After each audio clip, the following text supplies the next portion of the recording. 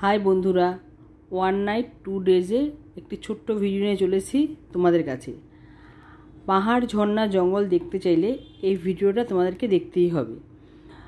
না, এটা আমি ঘাটশিলার কথা বলছি না, এটা হলো ধানবাদ। এই ট্যুরটা খুব ছোট ট্যুর, এই এক রাত 2 দিনে তোমরা ঘুরে আসতেই পারো আমাদের পার্শ্ববর্তী রাজ্য ধানবাদ, যেটা ঝাড়খণ্ডে অবস্থিত। কোথায় থাকবে, কিভাবে যাবে, কিভাবে ঘুরবে, ঘোরার প্ল্যান করবে আর কি কি দেখবে, সব কিছুর উত্তর পাবে এই ভিডিওটিতে। ধানবাদ ঘুরতে যাওয়ার জন্য সব থেকে ভালো সময় সেটা হলো জুলাই আগস্ট থেকে শুরু করে ডিসেম্বর পর্যন্ত। কারণ বর্ষায় ঝর্ণা, জঙ্গল সব কিছুর রূপ একদম অপরূপ, মানে নতুন করে যেন সেজে ওঠে। এবার আসি ট্রেনে। কোন ট্রেন ধরে তোমরা যেতে পারবে? ট্রেনে করে গেলে পরে, যদি রাতের ট্রেনে যেতে চাও তাহলে পরে হাওড়া মুম্বাই মেলে করে যেতে পারো। পরদিন ভোর ভোর পৌঁছে যাবে আর ঘোরার জন্য পেয়ে যাবে সারাটা দিন। আর যদি সকালের ট্রেনে যেতে চাও তাহলে রয়েছে শতাব্দী এক্সপ্রেস আর ব্ল্যাক ডায়মন্ড। এই ট্রেনে করে তোমরা যেতে পারো। আর হোটেলটা নিতে হলে না, হোটেলটা একদম পুরো স্টেশনের কাছাকাছি নেবে। আর স্টেশন থেকে বাইরে বেরিয়ে দেখবে অটো রয়েছে, 4 চাকা রয়েছে। অটো ভাড়া 1200 থেকে 1400 টাকার মধ্যে চাইবে, আর 4 চাকা 2000 থেকে 2500 মধ্যে চাইবে। তবে পুরোটাই দরাদরি করে নেবে। আমরা ট্রেন থেকে নেমে হোটেল, মানে স্টেশনের সামনে একটা হোটেল নিয়েছিলাম। সেখানে গিয়ে ফ্রেশ হয়ে বেরিয়ে পড়েছিলাম ভাতিন্ডা ওয়াটারফলস দেখার উদ্দেশ্যে। রাস্তাটা কিন্তু অসাধারণ ছিল, দুদিকে জঙ্গল, পাহাড় আর মাঝখান দিয়ে আমাদের গাড়ি চলছিল। অসাধারণ, মানে সত্যি অসাধারণ। তো ধানবাদ থেকে ভাতিন্ডা ওয়াটারফলসের দূরত্ব হলো 16 কিমি। আর এই 4 চাকা নিয়ে আসলে পরে এর পার্কিংয়ে নেবে 50 টাকা করে।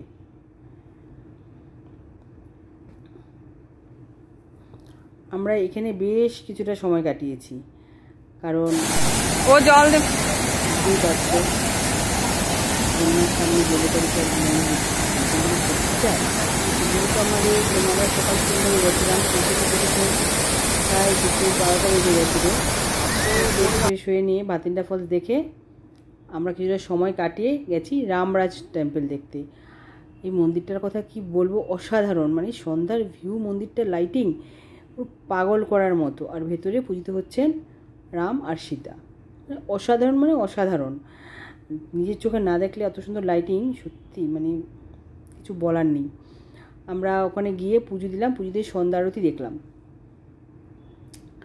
দেখো মন্দিরটা অসাধারণ, মানে খুব সুন্দর মন্দিরটা, চারদিকে পুরো পরিষ্কার পরিচ্ছন্ন আর লাইট, এত দারুণ লাইটিং। দেখো সুন্দর কারুকার্য করা। খুব যে ভিড় ছিল তা নয়, কিন্তু লোকজন ছিল। আমরা বেশিক্ষণ ছিলাম না, সন্ধ্যা আরতি দেখে আমরা বেরিয়ে পড়েছি। দেখো তোমাদের সাথে আরতিটা আমি শেয়ার করবো। অসাধারণ।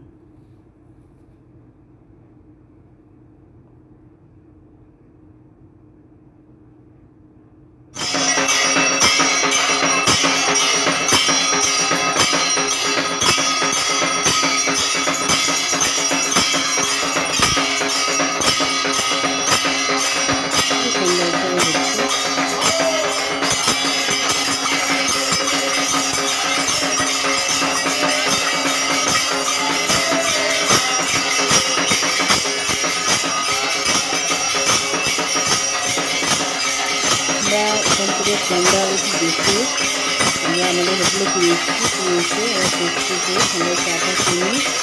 কিন্তু না, হোটেলটা সেখানে খাবার নেওয়া উচিত, কারণ মানে একটু ভেতর দিকে নিলে পরে না, মানে এখানে সন্ধ্যার করে না একদম নির্জন হয়ে যায়। আর যদি সেখানে কাছাকাছি নেওয়া হয় তাহলে লোকজনের ভিড়ভাড়টা থাকে। আমরা হোটেলে খাবার অর্ডার দিয়ে সকাল সন্ধ্যায় তাড়াতাড়ি করে আমরা রাতের ঘুমটা চলে এসেছিলাম, কারণ সারাদিনের ক্লান্তিতে পরের দিন আবার ভোর ভোর উঠে বেরোতে হবে আমাদেরকে, তার জন্য।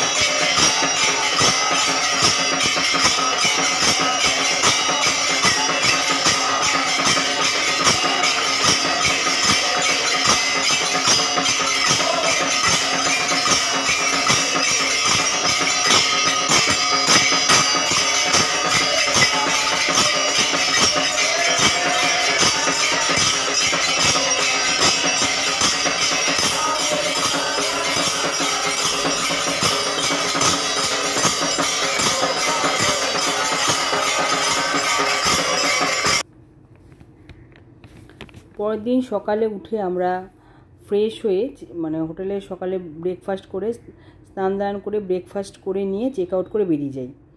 বেরিয়ে পড়েছিলাম আমরা উশ্রী ওয়াটারফলস দেখার জন্য। আর সত্যি মানে যখন বেরোলাম না, এত বৃষ্টি, আকাশ মেঘলা, এটা দেখে আমাদের সহজপাঠে রবীন্দ্রনাথ ঠাকুরের মানে সহজপাঠে যে উশ্রীর ঝর্ণা মানে দিন বড় বৃষ্টি কথাটা বলেছিল সেটা মনে পড়ে যাচ্ছিলো। সত্যিই দিনটা খুব বাজে ছিল, কিন্তু যখন ফলসের সামনে গেলাম না, মানে সব কিছু যেন একদম পুরো পরিবর্তন হয়ে গেল। এত সুন্দর ফলস, ওয়াটারফলস। আর যেহেতু আমরা বর্ষাটার শুরুতেই গেছি, তার জন্য মানে ঝর্ণাটা দেখতে ভালো লাগছিল, কিন্তু মানে বর্ষার শেষের দিকে মানে আগস্ট বা সেপ্টেম্বরে গেলে পরে যতটা সুন্দর রূপ আমরা দেখতে পাই, ততটা হয়তো সুন্দর রূপ আমরা দেখতে পাইনি। তো রাস্তাটা দেখো, যাওয়ার রাস্তাটা অসাধারণ রাস্তাটা। আর এখানে আমাদের গাড়ি ভাড়া পড়েছিল 3600 টাকা।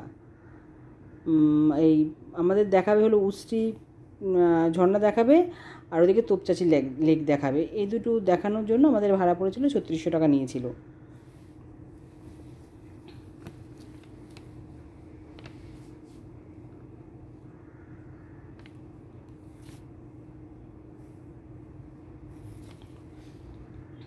দেখো, তোমরা চাইলে কিন্তু এই ট্যুরটাকে অন্যভাবেও করতে পারো।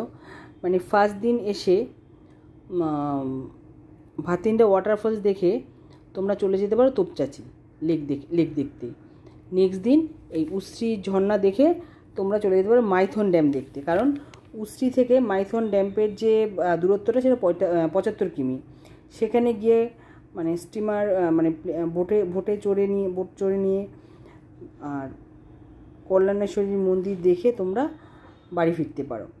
তো আমরা সেভাবে করিনি, আমরা উশ্রী দেখে গেছি তোপচাঁচি লেক দেখতে। তোপচাঁচি লেক দেখে আমরা ওখান থেকে বাড়ি ফেরার রাস্তা ধরেছি। আর একদম শেরি পাঞ্জাবে খেতে ভুলবে না, দারুণ। চাইলে সেখানে তোমরা থাকতে পারো, সেখানে থাকা খাওয়ার ব্যবস্থা দুটোই রয়েছে। আর রয়েছে তোপচাঁচিতে রয়েছে উত্তম কুমারের বাড়ি, সেটা দেখতেও ভুলবে না। সবটাই দেখাচ্ছি, দেখো দেখো কি দারুণ লাগছে, অসাধারণ।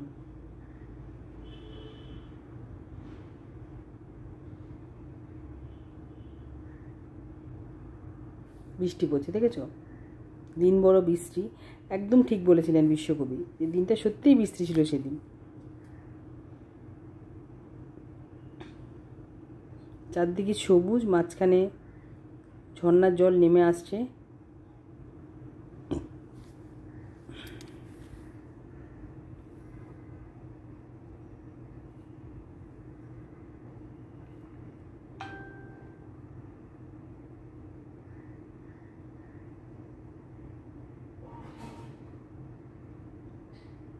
সব ছাতা নিয়ে দাঁড়িয়ে আছে সবাই, দেখেছো? মানে এতটা বৃষ্টি পড়ছে।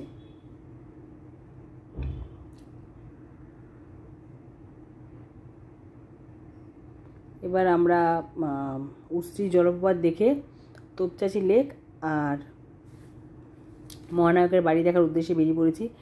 তোপচাঁচি লেক থেকে যাওয়ার রাস্তাটা না একটুখানি বাজে, কিন্তু জঙ্গলের মধ্যে দিয়ে রাস্তাটা মানে একটা আলাদা রোমাঞ্চ সৃষ্টি করেছে।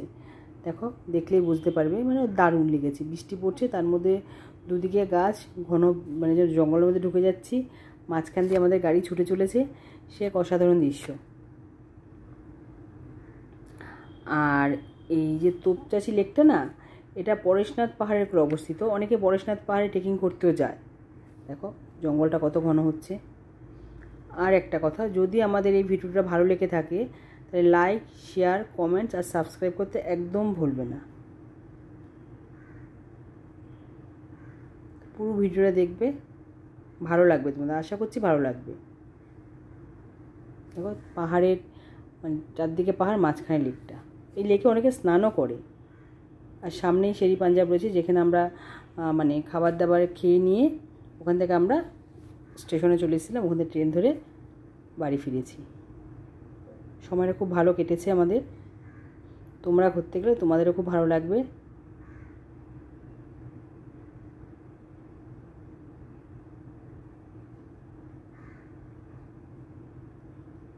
কমেন্টসে অবশ্যই জানাবে যে আমাদের ভিডিও কেমন লাগছে।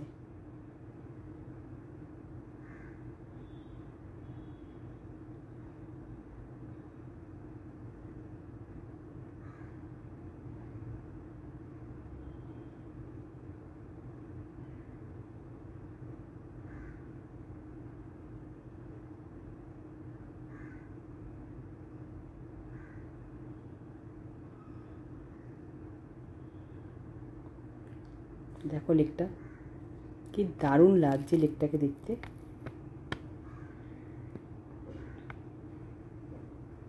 শীতের সময় না উষ্ট্রী নদীর পাশে না মেলা বসে, তোমরা ওই টাইমটা গেলে মেলা দেখতে পাবে।